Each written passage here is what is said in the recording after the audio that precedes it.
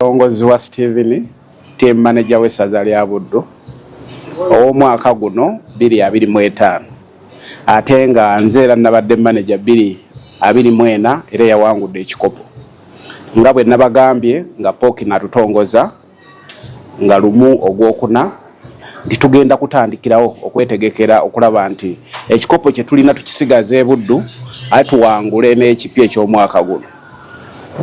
Nabaga tugatandikirawo era olwaleero tulangiridde omutendesi agenda tukulembera mu season eno eya 2025 nga ku mulundi guno tugenda kutambula era tugenda kulemberwamu coach Kisuze Eric nga edi coach waffe ow'omwaka guno ate oluvannyuma tujja kuba tubategeeza abalabana abakola nabo naye olw'enteekateeka ennungi ey'omwaka guno tulowooza tulina kutandikirawo tweteeketeeke era tumuwadde obuvunaanyizibwa olunaku lw'olwaleero.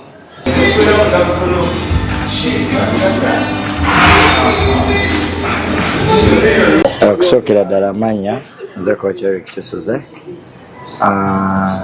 Neebaza Mukama Katonda olw'ekirabo eky'obulamu, neebaza Mukama Katonda olw'olunaku luno era nyongera okumwebaza olw'omulimu ogumpeebebbwa olunaku olwaleero. Mukama bange bantaddemu obwesige okubakulembera okukulembera essaza eddenere, essaza eriwanguzi season eno egenda okutandika ey'amasaza.